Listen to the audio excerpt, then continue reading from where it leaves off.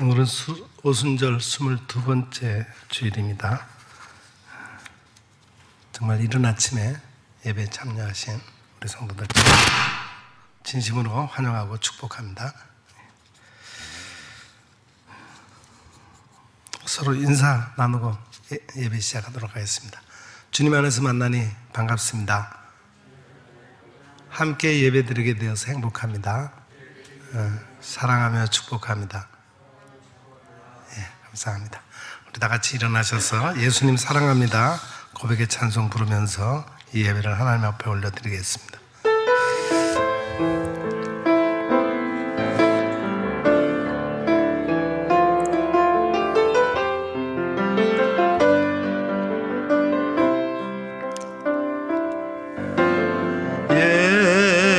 예수 사랑해요.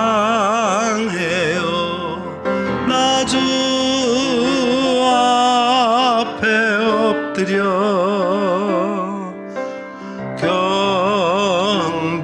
경배와 찬양 함께 드리네. 할렐루야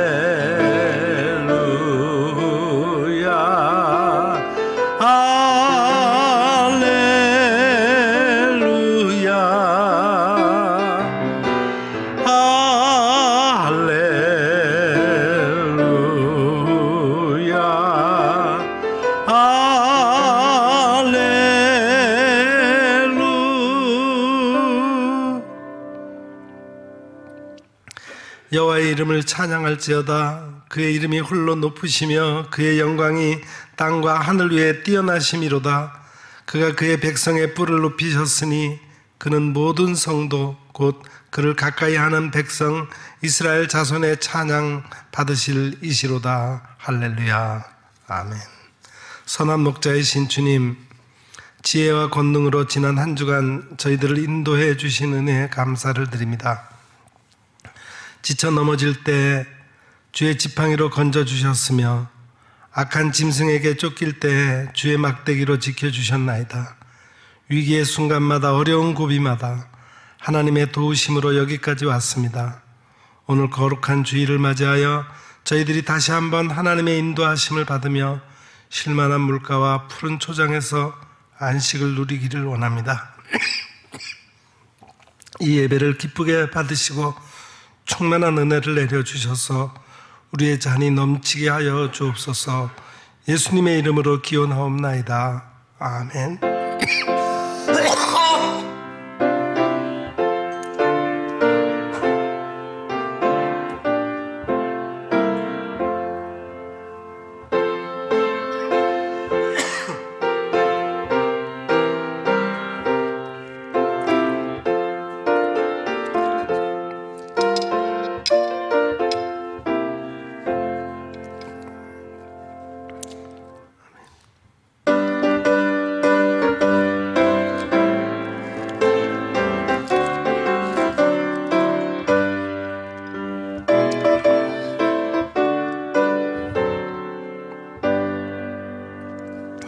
내가 늘 의지하는 예수, 나의 상처 입은 심령을 불쌍하게 여기사 위로하여 주시니 미쁘신 나의 좋은 친구. 내가 의지하는 예수, 나의 사모하는 친구, 나의 기도 들으사 응답하여 주시니 미쁘신 나의 좋은 친구. 주의 손 의지하고 살 때 나를 해할 자가 없도다. 주님 나의 마음을 크게 위로하시니 미쁘신 나의 좋은 친구. 내가 의지하는 예수, 나의 사모하는 친구. 기도 들으사 응답하여 주시니 미쁘신 나의 좋은 친구 내가 요단강 건너가며 마음이 두려워서 떨 때도 주가 인도하시니 어찌 두려워하랴 미쁘신 나의 좋은 친구 내가 의지하는 예수 나의 사모하는 친구 나의 기도 들으사 응답하여 주시니 미쁘신 나의 좋은 친구 이웃 천국에 올라가서 모든 성도들과 다 함께 우리들을 구하신 주를 찬양하리라 미쁘신 나의 좋은 친구 내가 의지하는 예수 나의 사모하는 친구 나의 기도 들으사 응답하여 주시니 미쁘신 나의 좋은 친구 하나님은 우리의 참여하며 통회하는 마음을 기쁘게 받으십니다. 이 시간 지난 한 주간의 삶을 되돌아보며 우리의 죄와 허물을 주님 앞에 솔직히 고백하는 시간을 갖겠습니다. 너희는 옷을 찢지 말고 마음을 찢으라고 말씀하신 하나님, 저희들이 그동안 지은 죄를 생각하며 눈물로 통회하며 지극히 겸손한 마음으로 회개합니다. 저희들은 하나님을 믿는다 말하면서도 성령님의 음성을 거역하며 살았습니다. 주님만을 의뢰한다고 입으로 고백하면서도 믿음의 표현인 기도를 생활로 옮기지 못했습니다. 내일 죽을 터이니 오늘 먹고 마시자는 생각에 사로잡혀 방탕함으로 시간과 물질과 재능을 허비하였습니다. 눈에 보이는 형제를 사랑하지 못하면서 눈에 보이지 않는 하나님을 사랑한다며 허망한 말을 하기도 했습니다. 바다가 끊임없이 거품을 내듯이 저희들의 마음과 언어와 행동에서도 끊임없는 죄악이 흘러나왔습니다. 자비로우신 주님, 참 마음으로 회개하오니 우리의 완악한 마음에 할례를 베풀어 주셔서 이제부터는 온유함과 겸손함으로 하나님을 섬기게 하여 주옵소서. 예수님의 이름으로 이 고백의 기도를 드리오며 이제는 하나님과 나만이 알고 있는 은밀한 죄악을 내어놓고 침묵으로 이 기도를 계속 드립니다.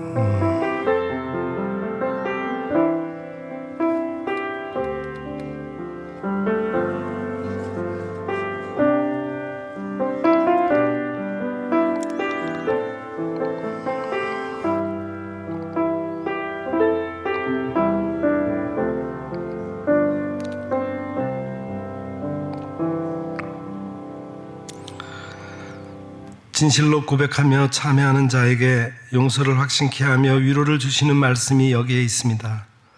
우리가 아직 죄인 되었을 때 그리스도께서 우리를 위하여 죽으심으로 하나님께서 우리에 대한 자기의 사랑을 확증하셨느니라.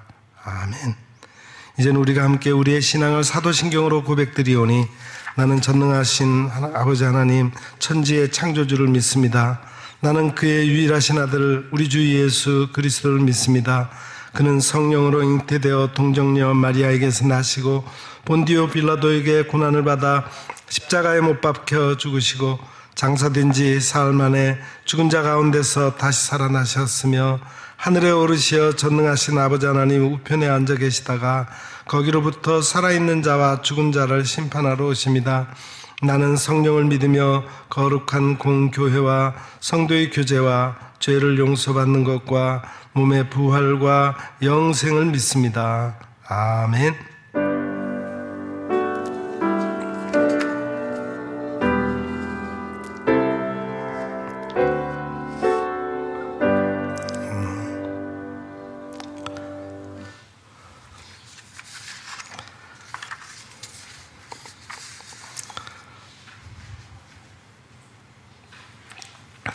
내가 여호와를 항상 송축하며 내 입술로 항상 주를 찬양하리이다.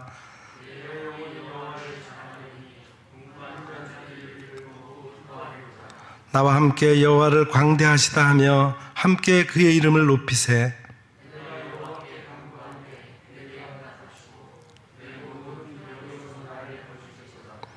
이 공고한 자가 부르짖음에 여호와께서 들으시고 그의 모든 환난에서 구원하셨도다.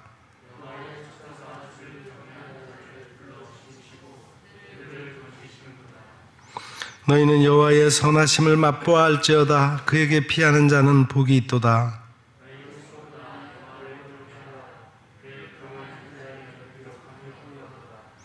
젊은 사자는 궁핍하여 줄일지라도 여호와를 찾는 자는 모든 좋은 것에 부족함이 없으리로다. 아멘.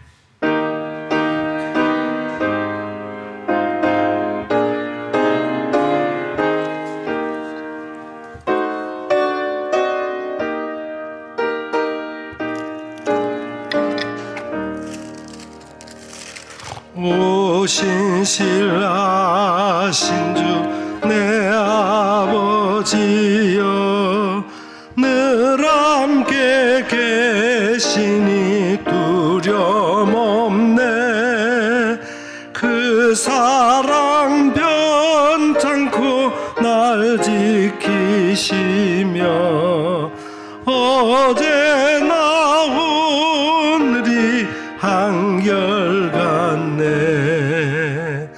오 신실하신 주, 오 신실하신 주, 날마다 자비를 베푸시며 일용할 모든 것 내려주시니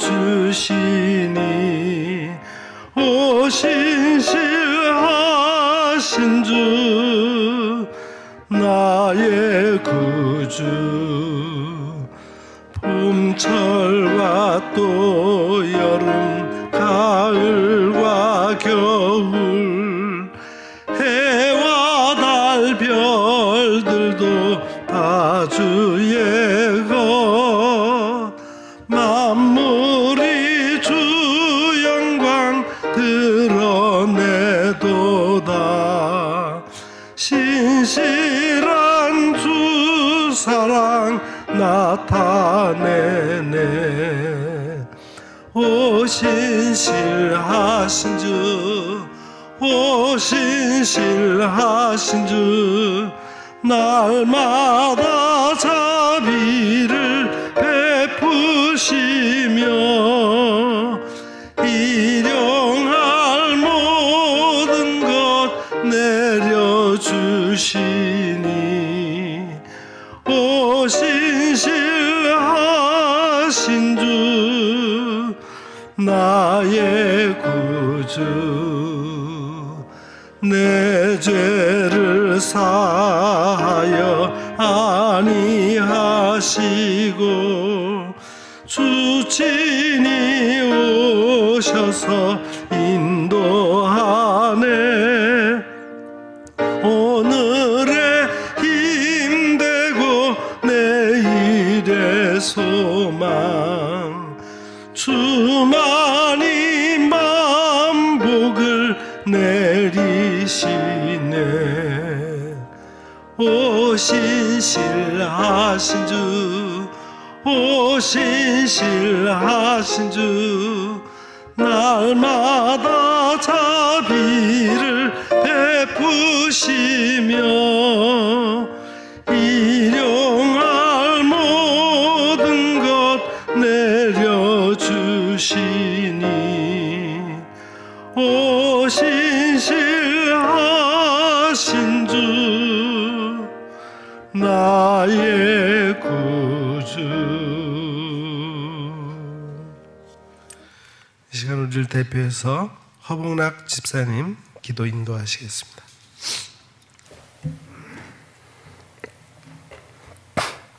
영광과 존귀를 받으시긴 합당하신 아버지 하나님, 오늘 주의 거룩한 주일 아버지 하나님, 우리의 기도와 예배를 아버지 온전히 드리기를 원하오며 이 예배를 받아주시기를 원하옵나이다. 우리가 진정으로 아버지 하나님의 이름을 아름답게, 아버지 하나님의 말씀을 힘있게 우리가 듣기를 원합나이다. 우리의 찬양, 우리의 기도, 우리의 예배를 아버지 하나님 받아 주옵소서. 이 시간 아버지 하나님께 기도합니다. 우리가 살아가는 이 세상에 코로나19라는 병으로 아버지 하나님, 우리 예배를 병들게 하고 우리 예배가 아버지 하나님 무너지게 하였습니다. 우리의 예배를 되살리는 이제 새로운 성령의 불이 붙게 하옵소서. 전국 방방곡곡에서의 그 외침의 기도가 있게 하시고 울부짖는 기도가 있게 하여 주시고 우리가 다시 한번 푸르른 그리스도의 계절을 맞이할 수 있는 그러한 예배들이 드려지게 하옵소서. 아버지 하나님께 간절히 기도합니다. 우리가 아버지 하나님께 온전한 작은 자로 서 있게 하여 주옵소서. 이제는 우리의 삶을 아버지 하나님 부귀와 건강으로 기도하는 것이 아니라 아버지 하나님의 영광을 위하여 우리 몸을 사용하시기를 간구하게 하소서. 우리의 몸을 아버지 하나님께 드려서 다듬어지게 하시고 아버지 하나님 말씀으로 풀무불에 던져서 우리를 아버지 더 단단하게 하셔서 이제는 세상에 나가서 아버지 하나님의 거울이 되게 하시고 주 예수 그리스도의 거울이 되게 하옵소서.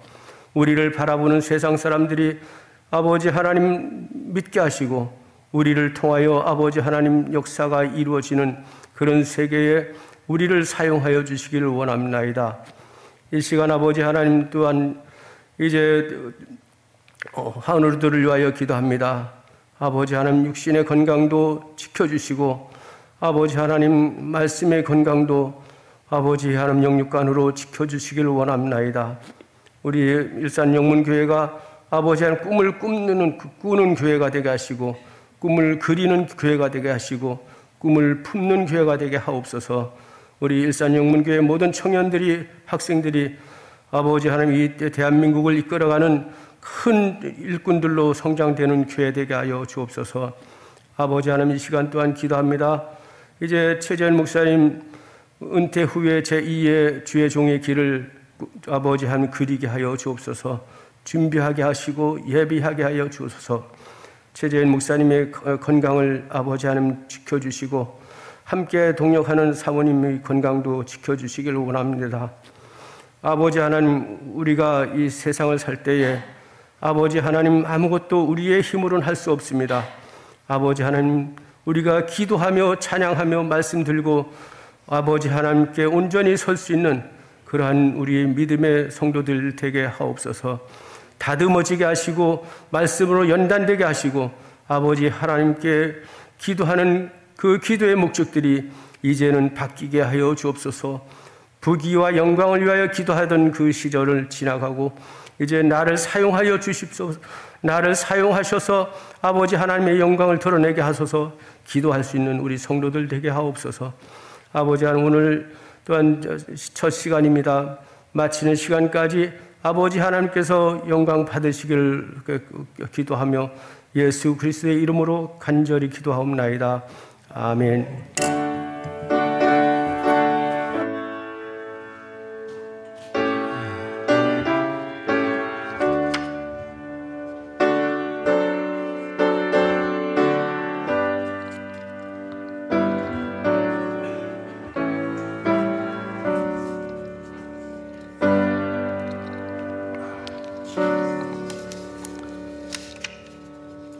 봉헌 시간입니다. 봉헌은 하나님께서 우리에게 베풀어 주신 은혜들을 헤아리면서 우리에게 주신 것 중에서 가장 좋은 것으로 다시 감사하며 하나님 앞에 응답하는 것입니다.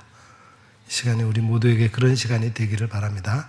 찬송가 50장 1절 한 절 부르면서 봉헌하겠습니다.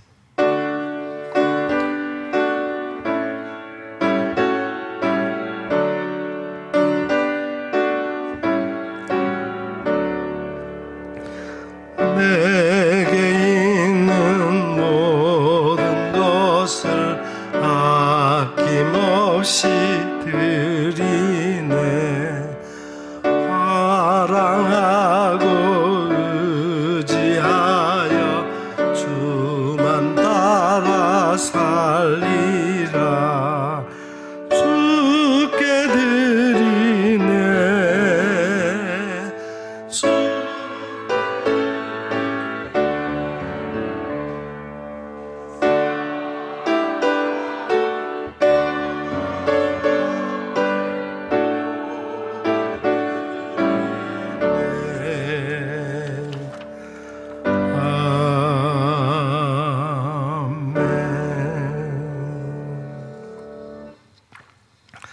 하나님의 은혜와 사랑을 깨닫고 이 시간 주님 앞에 감사의 마음을 담아 저희의 모든 것을 드립니다. 이제까지 저희 것으로 붙잡고 있던 모든 것도 주님의 사랑의 손길 앞에 쓰임받기를 원하며 주님께 드립니다. 저희의 무지한 것들을 끝까지 참으시고 사랑의 손길로 인도하여 주신 주님께 감사드리오며 주님의 인도하심 가운데 저희 자신을 온전히 맡기고 따를 수 있도록 은혜를 더하여 주옵소서. 그래서 저희의 삶과 모든 것이 주님의 향기가 될 수 있도록 하여 주옵소서. 여기 하나님의 말씀대로 11조를 드립니다.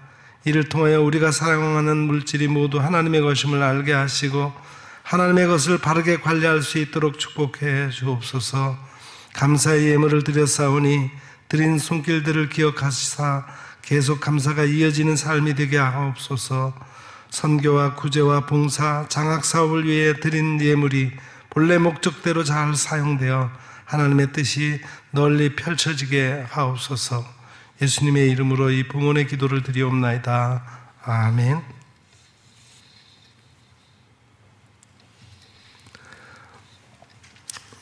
이제 교회 소식 전하는 시간입니다.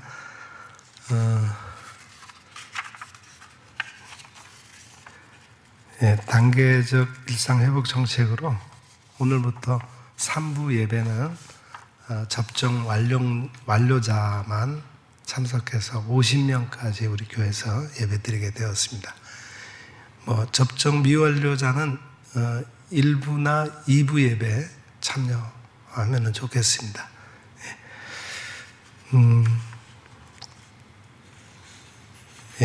오늘 예배 후에 3부 예배 후에 정기 당회가 있고 권사회 원료회가 있습니다.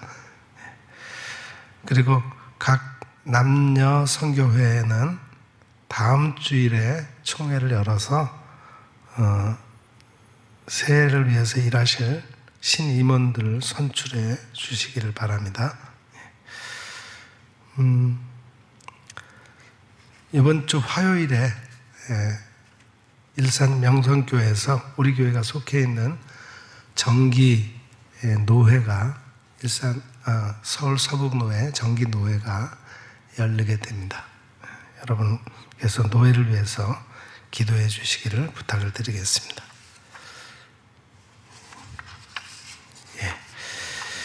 이제 오늘 말씀 듣는 시간입니다. 오늘 우리에게 주시는 하나님의 말씀은 욥기 제42장 1절부터 11절까지 말씀입니다.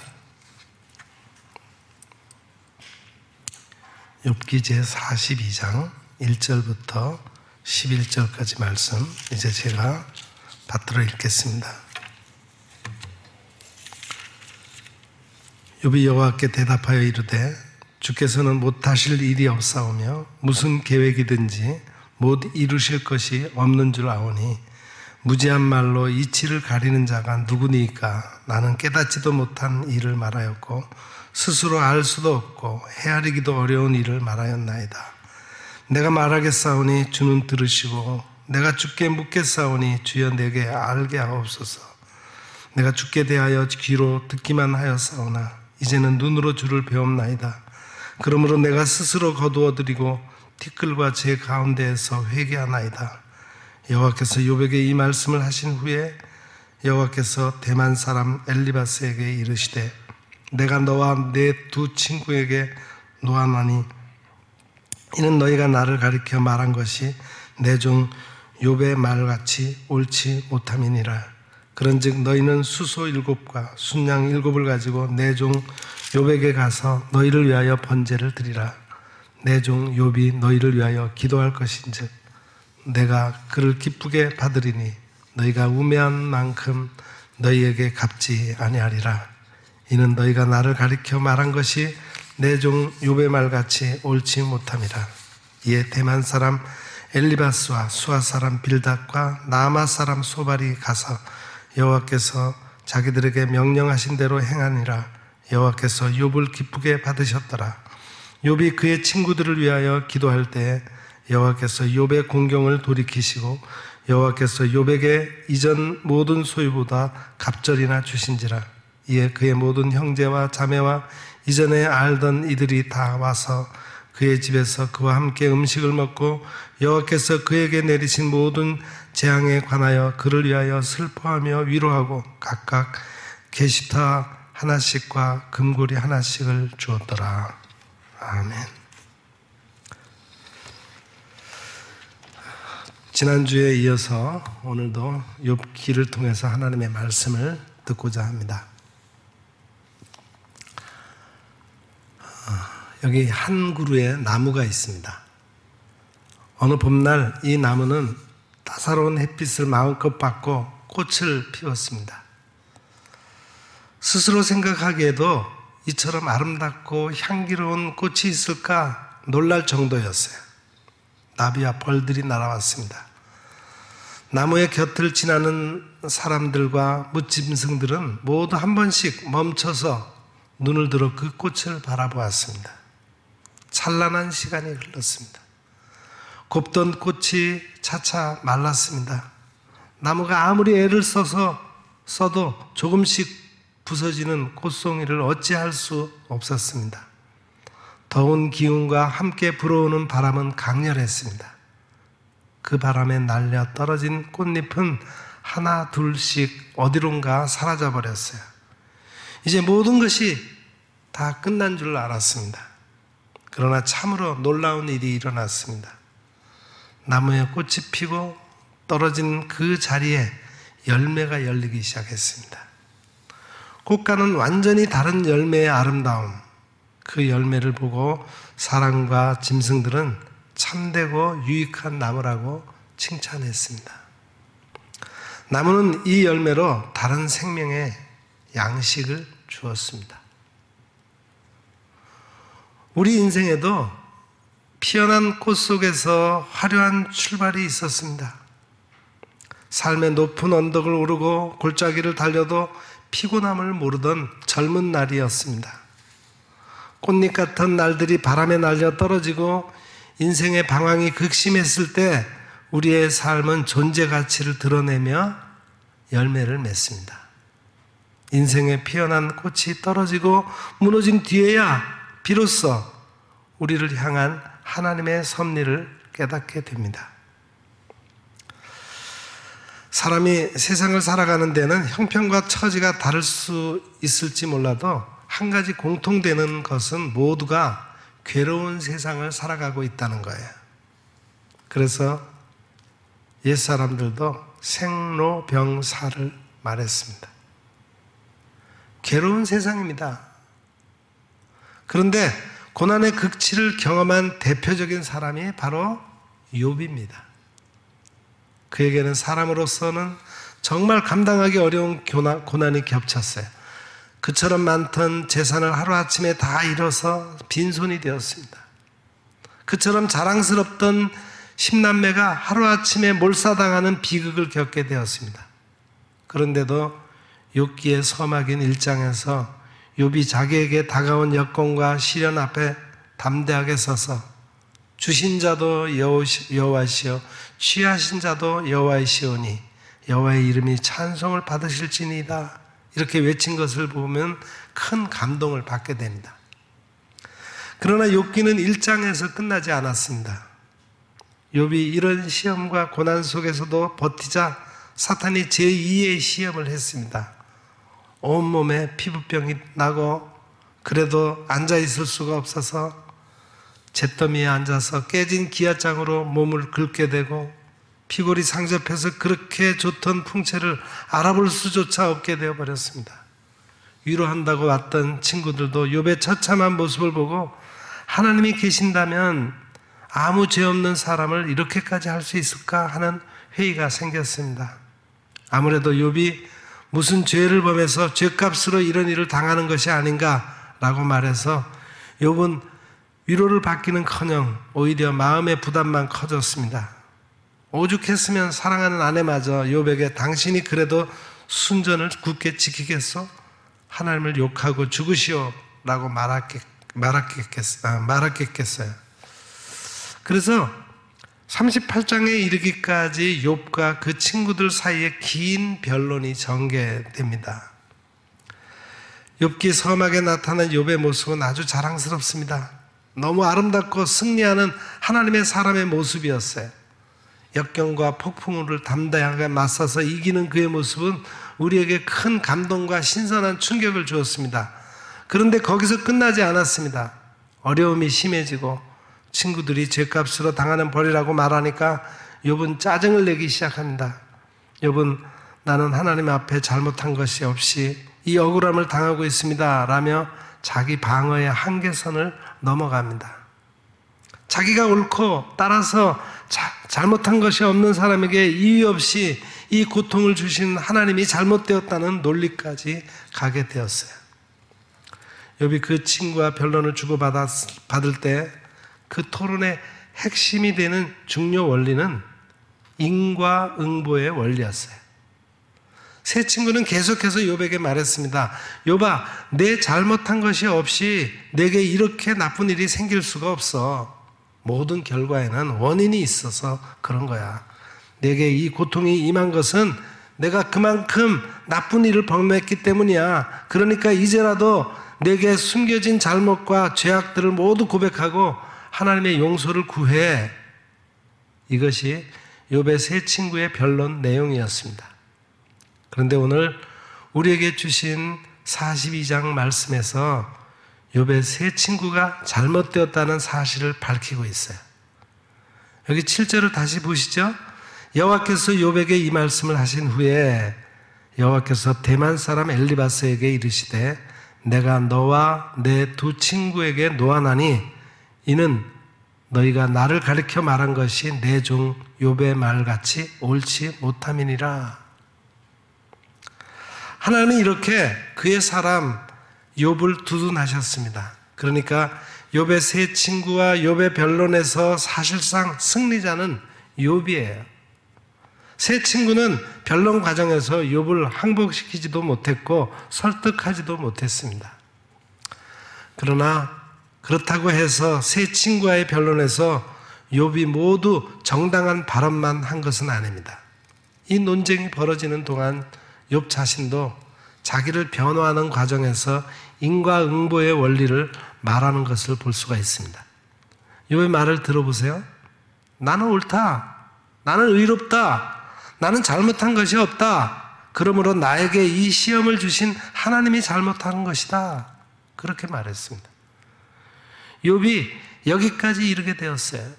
그래서 하나님이 욥에게 마지막으로 가혹할 정도의 책망을 하신 것을 40장에서 볼 수 있습니다.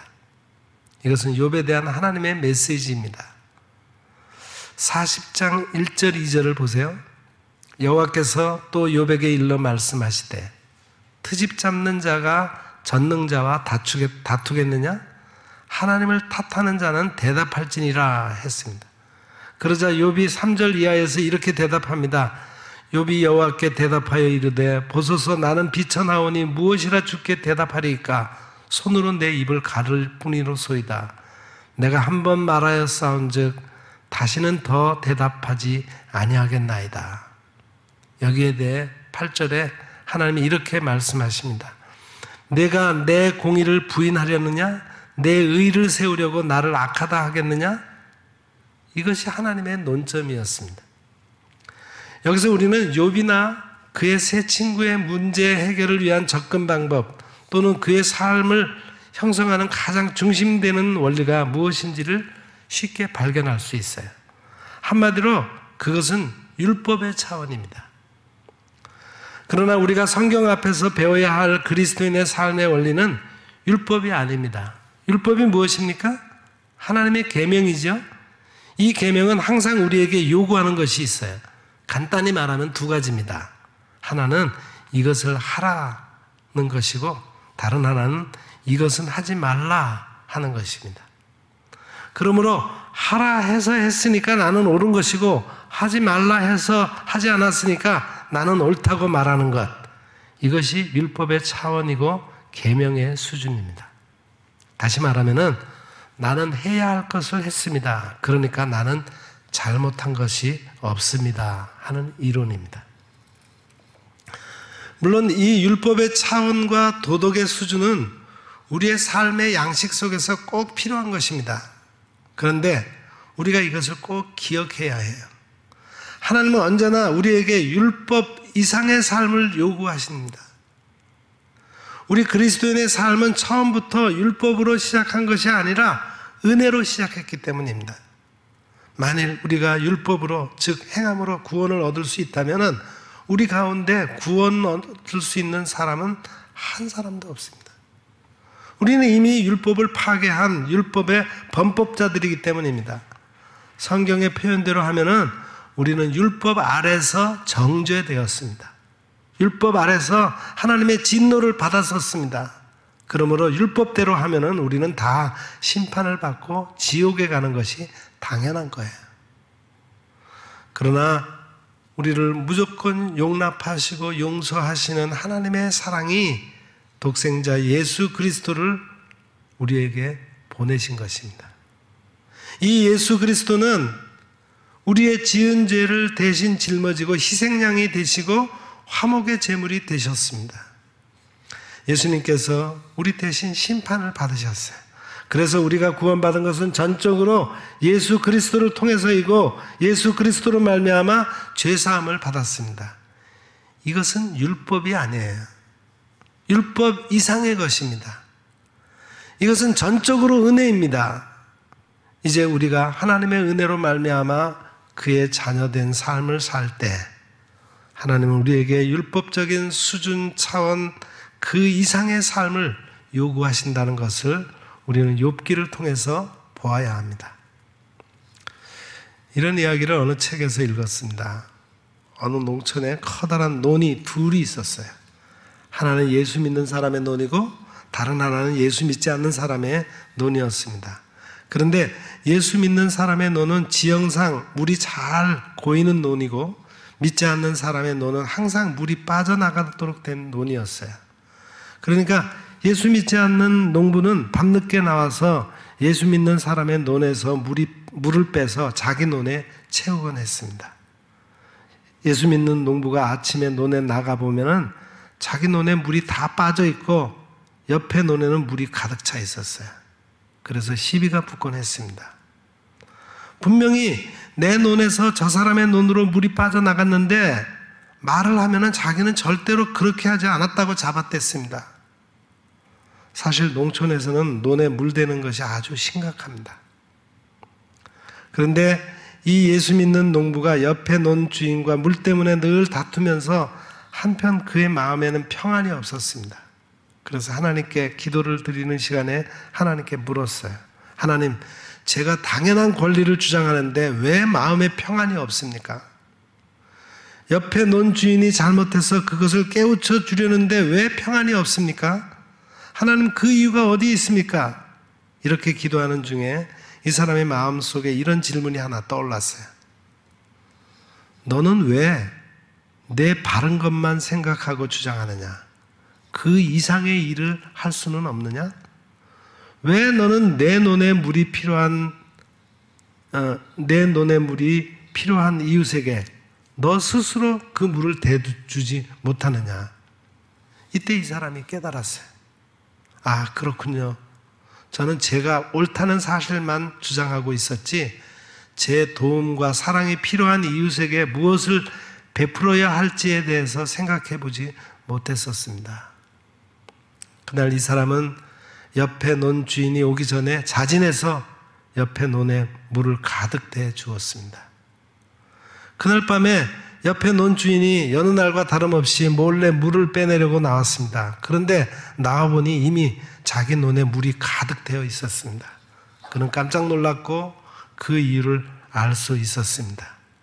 이튿날 믿지 않는 옆에 논 주인은 믿는 농부를 찾아와서 고개를 숙이며 말했습니다. 그동안 제가 잘못했습니다. 용서하십시오. 정말 당신은 그리스도인입니다. 나도 그 예수를 믿고 싶습니다. 그래서 전도가 됐다는 이야기입니다.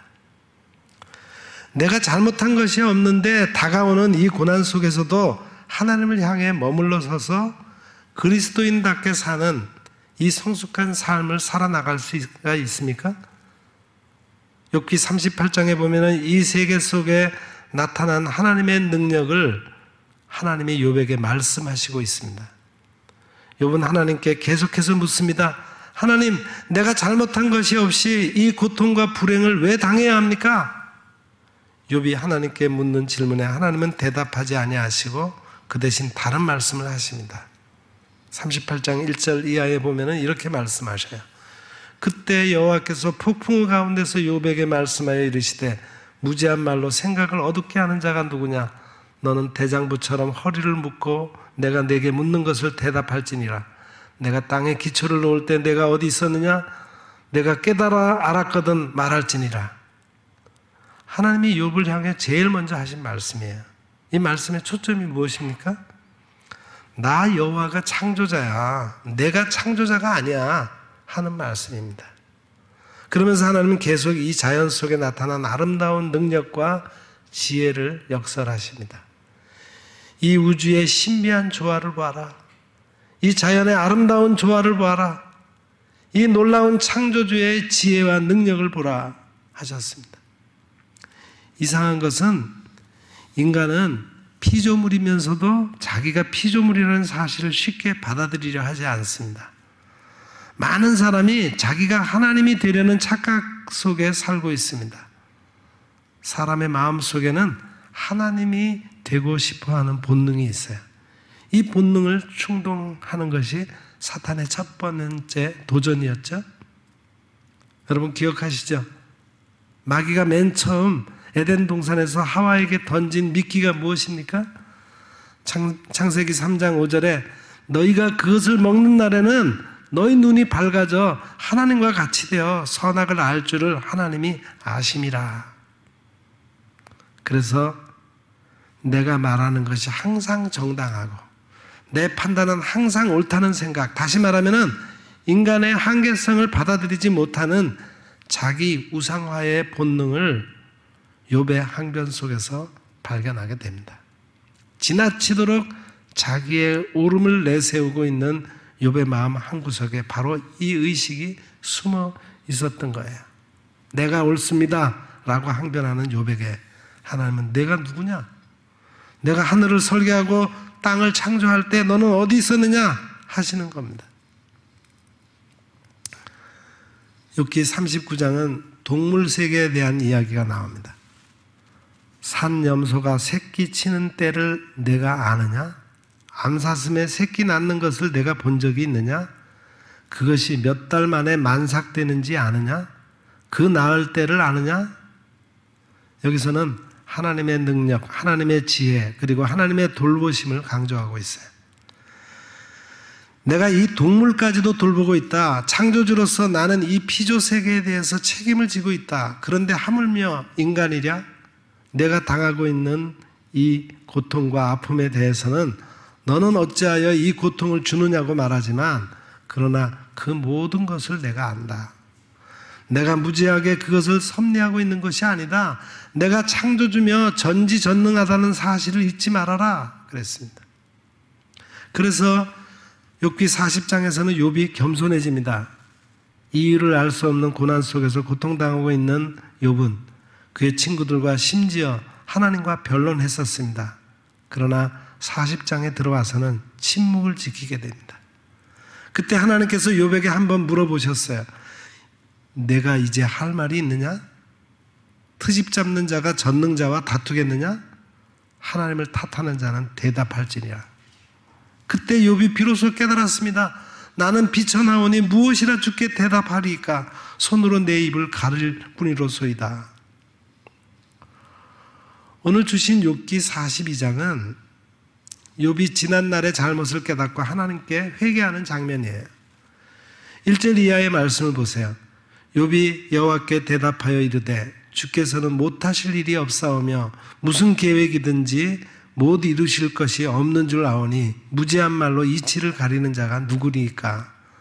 나는 깨닫지도 못한 일을 말하였고 스스로 알 수도 없고 헤아리기도 어려운 일을 말하였나이다. 내가 말하겠사오니 주여 들으시고 내가 주께 묻겠사오니 주여 내게 알게 하옵소서. 내가 주께 대하여 귀로 듣기만 하였사오나 이제는 눈으로 주를 배웠나이다. 이것은 욥기의 가장 중요한 절정의 고백입니다. 욥은 드디어 깨달았습니다. 이 깨달음의 절정에서 욥은 이렇게 고백했습니다. 주님, 제가 지금까지는 하나님에 대해서 귀로만 들었습니다. 그런데 이제는 눈으로 봅니다. 욥은 하나님께서 자기에게 왜 고난을 허용하셨는지 이 질문에 대한 대답을 얻지는 못했지만 더 중요한 것을 얻었어요. 욥은 하나님을 알기 시작했습니다. 욥은 지금까지 하나님을 교리적으로 알았었어요. 그래서 그는 그동안 이렇게 말했었습니다. 요새 말로 하면은 저도 그런 것은 이미 다 들어서 알고 있습니다. 제가 신앙생활을 한 지가 몇 년인데요. 하나님이 누구시냐고요? 전지전능하시고 무소부재하시고 무소불능하신 분이시죠. 욥은 이렇게 하나님을 알고 있었습니다. 그런데 이제는 완전히 달라졌어요. 전에는 그것을 귀로 들어서 알았었는데 이제는 눈으로 봅니다. 이제는 하나님이 전능하시다는 사실을 체험으로 알았습니다. 그리고 참으로 그 사실 앞에 제가 무릎을 꿇습니다. 욥은 이렇게 자기의 전 존재를 통해서 하나님을 깊이 경험하기 시작하게 된 것입니다. 오늘 주신 말씀 6절의 고백을 들어보세요. 그러므로 내가 스스로 거두어드리고 티끌과 제 가운데서 회개하나이다. 그래서 이제 인생의 이 뜻깊은 체험을 통해서 욥의 새로운 삶이 시작된 것입니다. 그렇습니다. 하나님은 고난을 통해서 인생에 대한 깊고 새로운 의미를 깨닫고 회개하는 욥에게 새로운 삶을 허락하셨습니다. 욥기 42장 마지막 부분에 보면 욥이 전에 소유하고 있던 모든 것에 갑절을 얻게 됩니다. 그래서 우리는 욥이 축복을 받았다고 말하기도 합니다. 그러나 저는 그것을 축복이라고 생각하지 않아요. 지금 여기서 하나님은 축복의 문제를 말씀하시는 것이 아닙니다. 욥기를 그런 축복의 차원에서 보는 것은 바른 것이 아니에요. 하나님이 욥에게 허락하신 새 삶의 본질이 무엇입니까? 이 욥기의 마지막 장에서 우리가 놓쳐서는 안 될 중요한 결론이 하나 있습니다. 그것은 욥을 회개하게 하신 것입니다. 그래서 하나님을 향한 새로운 감사로 욥이 그 자리에 서게 하셨어요. 그리고 욥이 그의 친구들을 위해서 무엇을 합니까? 10절 말씀을 보세요. 욥이 그의 친구들을 위하여 기도할 때 여호와께서 욥의 공경을 돌이키시고 욥에게 이전 모든 소유보다 갑절이나 주신지라 그랬습니다. 축복 전에 있었던 더 중요한 사건이 무엇이었습니까? 하나님으로부터 귀중한 깨달음을 얻은 후에 욥은 자기를 위로하기보다는 괴롭혔던 그 친구들을 원망하지 않고 오히려 그들을 위해 기도하고 복을 빌어 주었습니다. 내 가슴에 칼을 대던 이웃들을 위해서 기도하기 시작했습니다. 이것은 누가 옳고 그르다는 차원을 넘어선 거예요. 그러니까 욥은 어려운 시험을 통해서 높은 믿음의 수준에 도달하게 된 것입니다. 엄격히 말하면 욥이 이 시험에 합격한 사람은 아니에요. 그는 실패자입니다. 그러나 이 실패를 통해서 욥의 인격은 놀랍게 변했습니다. 그것이 무엇입니까? 내가 잘못하지 않았음에도 불구하고 인생에 고난이 있을 수가 있는데 이 고난을 통해서 하나님을 원망하기보다는 하나님을 사랑하고 내 가슴에 칼을 던진 이웃을 축복하며 살아갈 수 있는 이 놀라운 성숙된 삶의 차원에 들어서기 시작한 것입니다. 이 세상에서 누가 이렇게 살았습니까? 예수님이십니다. 주님에게 잘못이 있어서 고난을 당하셨습니까? 예수님의 삶의 차원을 인과응보의 원리를 가지고 보려는 사람이 있다면 그 사람은 영원히 예수님의 삶의 비밀을 알 수 없을 것입니다. 예수님이 당하신 고난은 그분의 잘못도 죄도 아니기 때문입니다.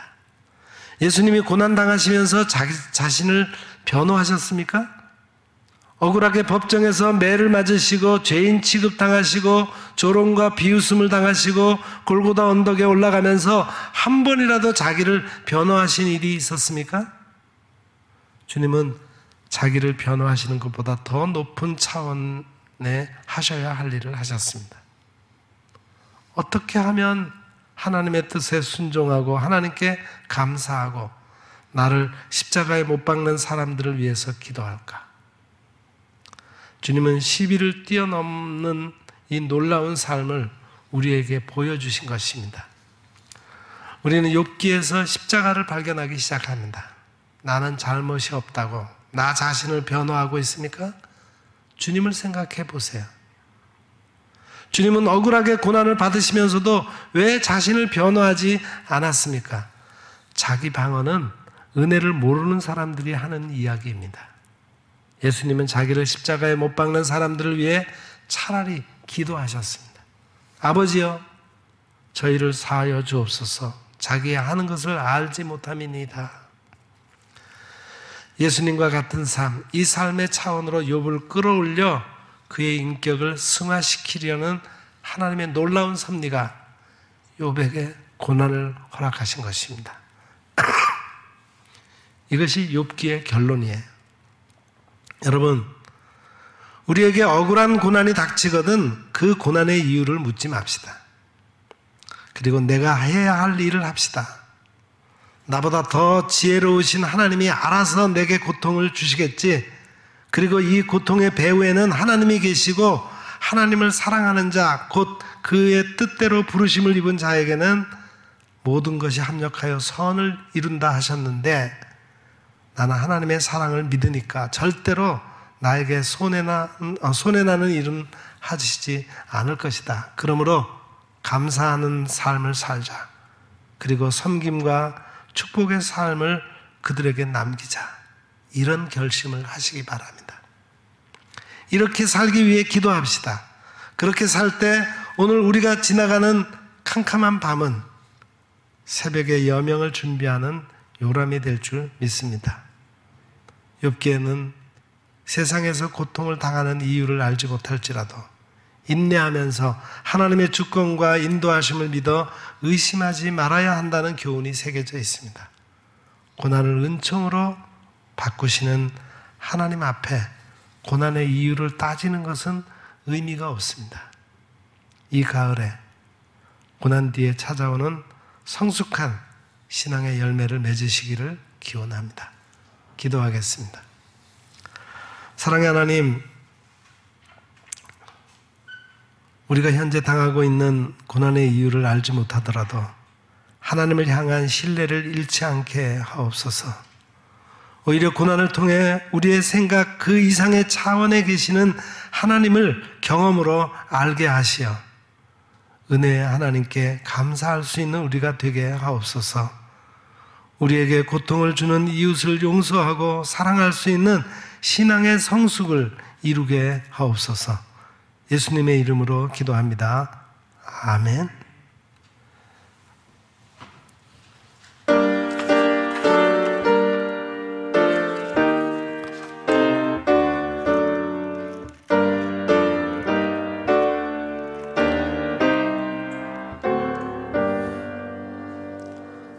너 하나님께 이끌리어 일평생 주만 바라며 너 어려울 때 힘 주시고 언제나 지켜주시리. 주 크신 사랑 믿는 자 그 반석 위에 서리라. 너 설레는 맘 희망 중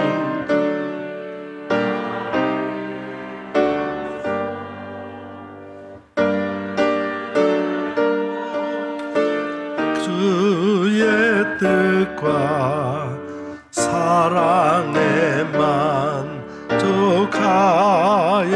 만족하여라. 우리를 불러주신 주 마음에 소원하신다. 주 찬양하고 기도하며 내 본분 힘써 가라. 주 약속하신 모든 은혜 내게서 이루어지리라. 참되고 의지하는 자 주께서 기억하시리.